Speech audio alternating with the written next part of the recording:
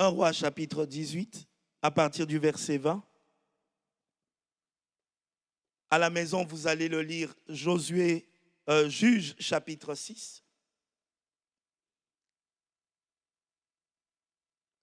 Amen. Voilà les deux chapitres où nous allons nous arrêter. Ce matin, je vais être rapide. Là, c'est Akab qui envoie des messagers vers les enfants d'Israël. Il les rassemble et il les rassembla, les prophètes, à la montagne de Carmel. Alors Élie s'approcha du peuple et dit, « Jusqu'à quand clocherez-vous des deux côtés? Si l'Éternel est Dieu, allez avec lui. Si c'est Baal, allez avec lui. » Le peuple lui répondit rien. Et Élie dit au prophète, « Je suis resté seul des prophètes de l'Éternel et il y a 450 prophètes de... » Amen. Il y en a combien? 450 prophètes de Baal. Il est le seul face à 450 prophètes. En ce matin, tu dis, je suis seul. Tu es face à de multiples difficultés. Tu es face à de multiples oppositions. Ça ressemble à 400 et quelques. Ça ressemble à des dizaines, des centaines. Tu finis là, l'autre sort la tête. Et Élie était le seul. Il dit, je suis le seul, mais il est en face de plusieurs prophètes. Je suis en train de te dire de la part de Dieu, seul un autel élevé peut renverser d'autres autels. Amen. On ne peut pas renverser un autre autel si on n'a pas encore élevé un autre autel. C'est pour ça que je vous parlais de Juge chapitre 6. Quand vous allez lire, vous allez voir quand Dieu a visité Gédéon, Dieu lui a dit, vaillant héros. Et qu'est-ce que Gédéon a fait? Il a fait une offrande, il a élevé un autel à Dieu. Il a élevé l'autel où il a donné le nom de Shalom. Il a dit Jéhovah Shalom, il a donné ce nom à l'autel. Et Dieu l'a visité. Quand Dieu l'a visité, Dieu a emmené la paix dans sa maison, dans sa famille. Mais Dieu lui a demandé une chose. Dieu lui a dit, pendant la nuit, tu vas aller détruire l'autel de tes parents, de tes pères. Si l'autel de Dieu est élevé, il faut que les autres autels soient terrassés. Parce que tant que les autels ne sont pas renversés, les autels vont continuer à parler. Amen. C'est pour cela qu'il est important. Quand vous lisez ce chapitre de 1 Roi, chapitre 18, vous allez voir que lorsque Élie a élevé l'autel à l'Éternel, il a commencé comment? Il a d'abord raclé le fond, il a enlevé la terre et il a posé l'autel en profondeur. Je suis en train de te dire de la part de Dieu, pose l'autel sur les profondeurs. Beaucoup de gens posent l'autel en surface, mais ce n'est pas en profondeur. Et la différence de l'autel de Élie et de l'autel des hommes de Balaam, c'était quoi? Il a enlevé tout ce qui était terre et il a posé l'autel sur les fondements de la pierre. Et le Seigneur nous dit, celui qui veut bâtir une maison, pour que la maison résiste, il faut qu'il la bâtisse sur la pierre. Amen. Et le fondement de la pierre, c'est les fondements doctrinaux. Il faut bâtir ta vie chrétienne, ton sacrifice à Dieu sur la doctrine de la parole de Dieu. Et quand tu le bâtis sur la doctrine de la parole de Dieu, c'est là où Dieu peut te visiter. C'est là où Dieu peut agir. Vous savez, il y a beaucoup de gens qui jeûnent. Ésaïe 58 dit, vous jeûnez, mais vous jeûnez mal. Ça veut dire qu'ils sont en train de faire des sacrifices, ils sont en train de bâtir des autels, mais ils le font mal. Et parce qu'ils le font mal, ils ne voient pas de résultat. Vous savez, ce n'est pas le fait de bâtir un autel qui veut dire que Dieu va visiter. Les prophètes de Baal ont bâti un autel, ils ont crié à leur Dieu et le feu n'est jamais descendu. Amen. Le feu n'est jamais descendu. Mais Élie a bâti un autel et le feu est descendu. Et cette semaine, l'Esprit de Dieu me disait, la prière du juste a une grande efficacité. Il ne dit pas la prière des gens.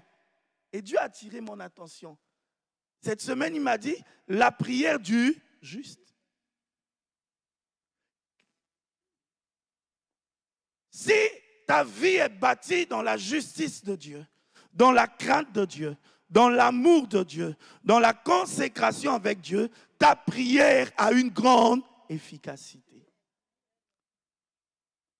On peut être plusieurs à prier, mais ce n'est pas parce qu'on est plusieurs à prier que l'efficacité de la prière va s'étaler sur tout le monde.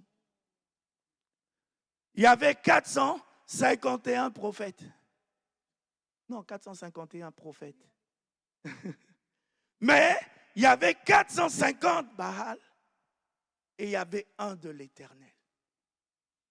La différence, c'est que Élie, quand il a bâti l'autel, il a bâti d'abord dans la profondeur. La parole de Dieu dit, Dieu voit nos cœurs. Le premier lieu où Dieu voit, où la prière coule est ton cœur et mon cœur. Si nous avons un cœur pur, si nous avons un cœur saint, si nous avons un cœur attaché à Dieu, Dieu voit dans les profondeurs et exauce nos prières. Amen. Dieu voit dans les profondeurs et exauce nos prières. C'est pour cela, parce que nous voulons voir la main de Dieu, parce que nous voulons voir le feu de Dieu, commençons à préparer nos cœurs à la rencontre de Dieu. Aussi longtemps que tu garderas quelqu'un à cœur, aussi longtemps Dieu ne t'exaucera pas. Quand on adorait tout à l'heure, Dieu me disait, aussi longtemps que tu gardes ton ex à cœur. Ah, je veux sa mort. Ah, tout ce qu'il m'a fait là, tu as vu. Aussi longtemps que tu garderas ça, Dieu ne te donnera pas le mariage. Ce n'est pas parce que Dieu ne veut pas, mais parce que ton cœur n'est pas pur. Amen. Et durant ces 3 jours de prière où nous allons prendre de mardi à vendredi, prépare-toi à la rencontre de Dieu pour que les promesses de Dieu s'accomplissent dans ta vie, pour que les bénédictions de Dieu se réalisent en toi, pour que les grandes choses que Dieu a réservées, ce que les oreilles n'ont pas entendu, ce que les yeux n'ont pas vu, ce que Dieu a en réserve pour toi, puisse s'accomplir. Amen. Donc, dis-toi, mardi, je balaie mon cœur. Tout ce qui était passé, était ancien, tout ce qu'on a dit, tout ce qu'on a essayé de me faire, je ne garde plus dans mon cœur. Je me débarrasse de cela parce que j'attends quelque chose de plus grand dans mon cœur. Amen. Élie comprenait que la manière de poser l'autel est importante. La manière de prier est importante. C'est pour ça que le Seigneur nous enseigne, pardonne-nous nos offenses, comme nous pardonnons à ceux qui nous ont offensés. Donc quand je prie, je dois avoir dans mon cœur l'attitude de demander à Dieu de pardonner ceux qui m'ont offensé. Amen. Quand disons ça, ça ne veut pas dire, parce que j'ouvre une parenthèse. Jésus à la croix, il a dit, Père, pardonne-leur. Mais il n'est jamais demandé, il n'est jamais descendu de la croix pour leur dire, pardonnez-moi. Parce qu'il savait qu'il n'a pas péché. J'explique ça pourquoi? Parce que certaines personnes pensent que quand on dit ça, ça veut dire qu'il faut que j'appelle tout le monde et que je leur demande pardon. Ce n'est pas ce que moi j'ai dit. Mais je suis en train de te dire ce qui est la vérité de la parole de Dieu. Quand quelqu'un t'offense et que ça arrive à tes oreilles, ne garde pas dans ton cœur. Dis à Dieu, Père, pardonne-le, parce qu'il ne sait pas ce qu'il fait. Père, je ne veux pas le garder à cœur. Je ne veux pas le maudire, je ne veux pas dire un nombre de choses, mais je décide de le pardonner. Je décide de le libérer. Peut-être que ton ex a fait des choses qui t'ont fait mal et qui sont légitimes, mais décide de le pardonner. Décide de demander à Dieu, Père, pardonne-le, parce qu'il ne sait pas ce qu'il a fait. Parce qu'en faisant cela, il a joué contre eux. Et en faisant cela, tu prépares ton cœur à l'exaucement. Je vous assure, il y a des grandes choses qui se préparent dans le monde spirituel pour les jours à venir. Mais commençons à nous débarrasser du passé. Commençons à pardonner. Commençons à libérer le pardon.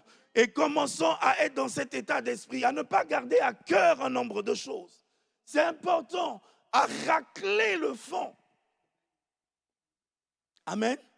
Racle le fond. Lorsqu'il a fait, il a commencé à poser l'autel. Et en posant l'autel, vous savez, un autel ne peut pas attirer la gloire de Dieu s'il n'y a pas de sacrifice. Parce que beaucoup de gens préparent l'autel, mais ils ne mettent pas de sacrifice dessus. Ce n'est pas l'autel qui attire la gloire de Dieu, mais c'est le sacrifice qui est sur l'autel. Si tu bâtis l'autel, c'est bien, c'est une première étape. Mais quel sacrifice tu mets dessus? Amen. Alléluia. Alléluia. La parole de Dieu dit que Élie, quand il a fini, il a mis le sacrifice et il a versé l'eau. Et il a commencé à prier. Quand il a prié la première fois, le feu n'est pas descendu. Mais le feu est descendu quand il a dit à Dieu, pas pour moi, mais pour toi. Si tu pries, il ne faut pas que ce soit pour toi, pour attirer la gloire sur toi. Mais il faut prier pour emmener la gloire sur le Seigneur. Ça rejoint le point tout à l'heure que Joël disait, l'humilité. Pas pour moi, mais pour toi. Je ne demande pas le don de guérison pour me faire voir. Je ne demande pas le don de miracle pour me faire voir. Je ne demande pas le don de prophétie pour me faire voir. Je ne demande pas la richesse pour me faire voir. Mais c'est pour toi, Seigneur. Je ne demande pas le mariage pour me faire voir. Je ne demande pas pour dire que je suis arrivé, j'ai le succès. Non, je le demande pour toi. Pourquoi? Parce que Dieu ne partage sa gloire avec personne. Mais Dieu nous donne sa gloire. C'est ça la différence. Partager la gloire et donner la gloire, c'est deux choses. Partager, ça veut dire que nous prenons une partie et une partie est à lui. Or, Dieu, non. Vous avez vu, la parole de Dieu nous a dit dernièrement, dans le livre de Philippiens chapitre 4, qu'il nous donne sa gloire en Jésus-Christ. Elle n'est pas partagée, mais il nous la donne. C'est lui qui nous la donne. Nous la recevons de lui. C'est une grâce qu'il nous fait. Il nous la donne. Et le Seigneur veut donner sa gloire. Le Seigneur veut donner sa puissance. Le Seigneur veut donner. Pourquoi? Pour que son nom ait toute la gloire. C'est pour cela que Jésus, en nous enseignant la prière, il dit, à la fin, à toi le règne, à toi la puissance et à toi là. Est-ce que tu finis ta prière comme ça? Amen. Le secret d'une prière exaucée, c'est ça. À toi le règne, à toi la puissance et à toi la gloire. Je t'ai prié, je sais que tu m'as donné, mais c'est à toi le règne. La puissance, là, elle est à toi. Ce n'est pas moi qui l'ai fabriquée, ce n'est pas moi qui l'ai accompli. C'est toi qui l'as fait. Alléluia. C'est toi qui es au-dessus de toutes choses. Et je te rends toute la gloire. Et quand tu pries comme ça, le Seigneur t'exauce. C'est très important. Il dit tout ce que c'est l'un des secrets. Le sacrifice sur l'autel. Christ est le sacrifice. C'est pour ça qu'il dit tout ce que vous demandez en mon nom au Père, le Père vous l'accordera. Il ne vous l'accorde pas parce que c'est vous. Il ne vous l'accorde pas parce que vous le méritez, mais il l'accorde à cause de mon nom. Tout ce que vous demandez en mon nom au Père, il vous l'accordera. Donc, l'élément important dans l'autel n'est pas l'autel, mais c'est le sacrifice qui est posé. Amen. Donc, quand nous allons prier durant ces jours à venir, il faut poser le nom du Seigneur. Il faut mettre le nom du Seigneur. Il faut donner la gloire au nom du Seigneur. Il faut élever le nom du Seigneur. Il faut bénir le nom du Seigneur. Il faut dire, Seigneur, c'est pour toi que je le demande. Si tu attends pendant longtemps et que ça n'arrive pas, commence à changer. Parce qu'il dit, vous demandez et vous ne recevez pas parce que vous demandez mal. Parce que vous demandez mal. Mais si tu commences à bien demander, il te l'accorde. Amen. Élie, au début, a commencé à prier pour demander le feu, pour qu'on sache que lui, il est le prophète du vrai Dieu et que les autres, c'est les prophètes des faux dieux. Dieu ne lui a pas répondu. Parce que c'était pour se faire voir. Quand vous lisez un peu plus loin, vous allez voir à Mont-Carmel, il va dire à Dieu, je suis le seul prophète qui est resté. Dieu va venir le visiter. Dieu lui dit, non, détrompe-toi. J'ai gardé 700 en réserve. J'ai gardé 700 en réserve. Beaucoup de gens pensent qu'ils sont les seuls vrais et que les autres sont des faux. Tous ceux qui pensent comme ça tombent dans l'erreur. Tous ceux qui pensent comme ça sont dans l'erreur. Une fois, par la grâce de Dieu, j'ai intervenu dans un temps de prière. Et quand je suis arrivé, le frère qui m'a reçu a d'abord commencé à me minimiser, a d'abord commencé à me demander sur quoi tu vas prêcher. Je lui ai dit sur la parole de Dieu. Quand on a fini, il a vu la main de Dieu. Il m'a demandé, est-ce que tu peux venir intervenir chez moi? Je lui ai dit, non, je ne peux pas, désolé. L'état du cœur. Tu n'es pas... Beaucoup de gens pensent que Dieu est seulement leur Dieu. Le Seigneur nous dit, notre Père. Notre Père. Il n'est pas seulement ton Dieu. Beaucoup de gens pensent qu'ils sont les seuls et les uniques. Ils sont les seuls saints. Non, il y a un seul Dieu.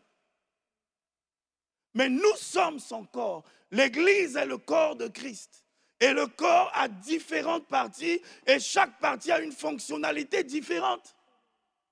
La main ne peut pas faire ce que le pied fait. Et le pied ne peut pas faire ce que la main fait. Mais la main ne peut pas dire je suis l'unique partie du corps. Aujourd'hui, beaucoup de gens se trompent et ils pensent qu'ils sont les uniques. Ils pensent qu'ils sont les seuls. Ils pensent qu'ils ont seuls eux ont la puissance. Ils pensent que seuls eux ont la vérité. Ils pensent que seuls eux ont un nombre de choses. Non, ne soyons pas de cela. C'est ce que Dieu a dit à Pierre. Pierre a pensé qu'il était le seul. Dieu lui a dit, mange. Pierre a dit, non, je ne mange pas parce que je suis trop saint. Je ne peux pas aller au milieu des païens leur prêcher l'évangile. Dieu leur a dit, pourquoi appelez-vous impur ce que moi, Dieu, j'ai appelé pur? La vérité, c'est ce que Dieu pense. Je t'encourage en ce matin. Peut-être que Dieu va t'emmener à côté de ton collègue pour lui prêcher l'évangile. Peut-être que Dieu va t'emmener à côté d'un membre de ta famille pour lui témoigner. Ne te réserve pas. Ne dis pas que je suis le seul saint. Je ne lui apporte pas la vérité.